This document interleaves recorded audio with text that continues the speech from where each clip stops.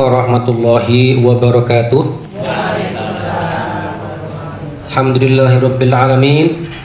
Wa bihi nasta'inu ala umuri dunya waddin. Wassalatu wassalamu ala asyrafil anbiya'i wal mursalin wa ala alihi wa sahbihi ajmain, amma ba'du.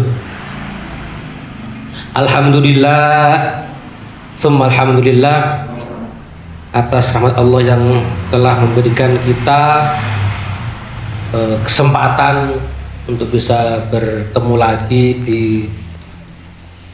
tempat yang insya Allah berkah ini, karena di dalamnya ada kajian tentang agama, belajar Quran.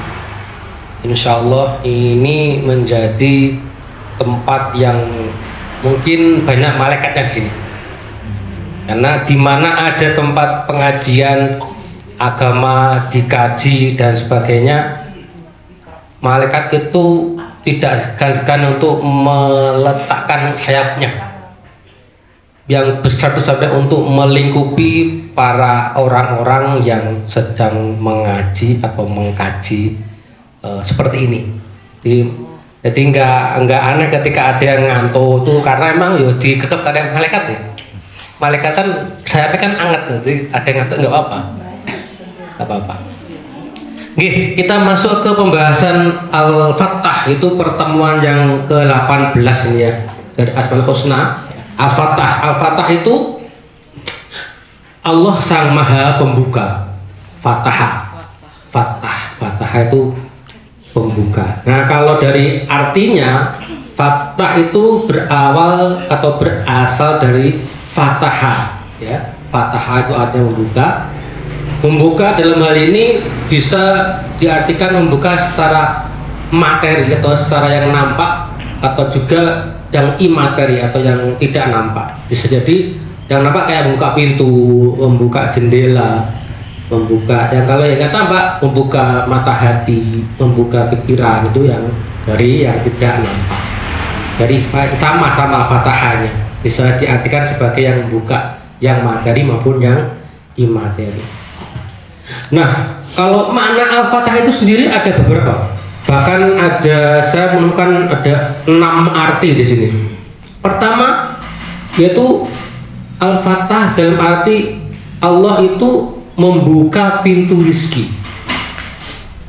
Pintu rezeki itu bisa diartikan ada yang orang-orang yang mengalami seret rezekinya, atau bahkan mungkin merasa kok enggak dapat ya yang saya minta ya.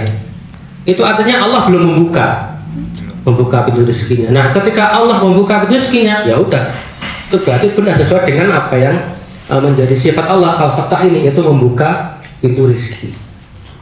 Yang kedua, membuka jalan keluar atau memberi solusi atau memberi keputusan. Kadang-kadang kita itu merasa mentok, kayak merasa mendapatkan masalah, tapi kemudian nggak tahu mesti apa ya, nggak tahu solusinya apa ya, atau nggak tahu mesti gimana ya. Nah, ini Allah bisa, atau lewat sifatnya ini Allah membuka jalan keluarnya kita, untuk kita, memberi solusi untuk kita, memberi keputusan untuk kita, atau juga menguatkan apa yang kita sebelumnya belum yakini. Kadang-kadang kita kan merasa kebimbang, aku milih A atau B ya, aku milih Mas A atau Mas B ya, aku milih Mbak A atau Mbak B ya. Itu kadang-kadang kita gamang ya. Nah, itulah kita ketika kita dikasih keputusan atau dikasih Allah kepastian, kamu milih A, kamu milih B, itulah Allah memberikan sifatnya itu pada manusia yang sedang dibuka jalannya. Kemudian yang ketiga adalah membuka rahasia ilmu pengetahuan. Mungkin dulu sebelum ketemu rumus-rumus fisika atau rumus-rumus matematika atau apa, itu mungkin nggak akan seperti ini di depan kita. Tapi Allah membuka sedikit rahasia ilmu pengetahuannya dengan cara memberikan semacam apa ya, ilham bagi para peneliti atau bagi para saintis untuk bisa ngotak-atik sebenarnya, oh ini ketemu E sama dengan EMC kuadrat, atau A kuadrat plus B kuadrat sama dengan C kuadrat. Itu kalau nggak ditarik kan nggak ketemu. Nah itulah Allah memberikan sedikit rahasianya pada orang-orang yang meneliti itu. Makanya Allah ini adalah juga membuka rahasia ilmu pengetahuan. Yang berikutnya adalah membuka pikiran dan hati. Nah ini tadi juga sempat diumumkan bahwa Allah ketika Dia mau, Dia bisa membuka pikiran dan hati kita. Kadang-kadang kita merasa kalau mungkin bisa dialami oleh para orang yang menulis ya, ada biasanya dia mengalami blocking mind. Nah ketika dia mengalami blocking mind, dia masih udah mentok, nggak tahu mesti apa yang mau ditulis ya. Nah itu ketika dia mulai terurai pikirannya, berarti Allah sedang membuka pikiran dan hati orang tersebut. Kemudian berikutnya adalah membuka pintu maaf. Nah ini membuka pintu maaf bagi yang bertikai. Kadang-kadang orang itu untuk sekedar minta maaf pun sangat nggak mau, malu atau egonya tinggi, jadi seakan-akan nggak mau untuk sekedar minta maaf. Tapi ketika Allah memberikan rahmatnya, Dia bisa membuka pintu dan orang itu bisa bermaaf-maafan dengan legowo. Jadi kan ada yang nggak mau minta maaf, aku gengsi nggak mau aku. Itu berarti dia belum terbukakan hatinya. Tapi ketika sudah Allah pastikan dia sudah rahmatnya Allah sudah dapat, maka dia akan bisa legowo dan bisa memberi maaf pada yang sedang bertikai tadi. Kemudian berikutnya adalah membuka atau memberi kemudahan. Nah, ada kalanya manusia itu mengalami kesulitan ketika dalam menghadapi satu problematika. Nah, artinya Allah belum membuka permasalahannya itu, kemudian ketika Allah membukanya maka dia mendapat kemudahan dalam kehidupannya. Kemudian, nah, ketika Allah berkehendak membuka atau tidak membuka, maka ketika Allah berkehendak membuka, tidak ada satupun atau apapun yang bisa menutup atau menahannya. Jadi gini, ketika Allah ingin memberikan hambanya sesuatu berupa hal yang Dia butuhkan, tidak ada satupun makhluk yang menahannya. Tidak ada satupun orang atau apapun yang bisa menutupnya. Contoh gini, seharusnya atau orang A ini secara takdir Allah dia mendapatkan uang 10.000, rizkinya dia 10.000. Tetapi orang yang lain mungkin atau tidak bakal mungkin bisa menutupi orang itu untuk mendapatkan uang 10.000, karena itu sudah kepastian Allah, karena sudah membuka rezekinya Allah pada dia. Jadi ketika ada yang menutupinya, dia akan cuma ngasih 10.000 atau cuma ngasih 1.000, berarti dia masih kurang 9.000. Itu artinya apapun tidak bisa menutupi kehendak Allah yang memberikan dia uang 10.000.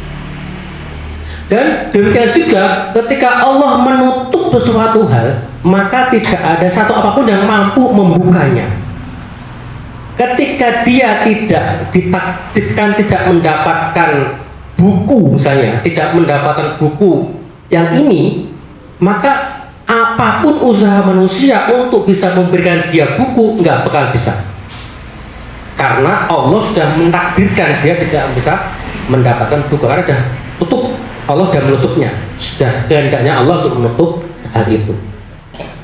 Nah, kemudian terakhir dari Al-Fatah ini, apa yang bisa kita ambil dari sifat Al-Fatah ini, yaitu mengajarkan kita untuk bisa membantu sesama kita dengan apa? Dengan menjadi sebab atau perantara atau wasilah terbukanya pintu dan jalan kebaikan bagi orang lain.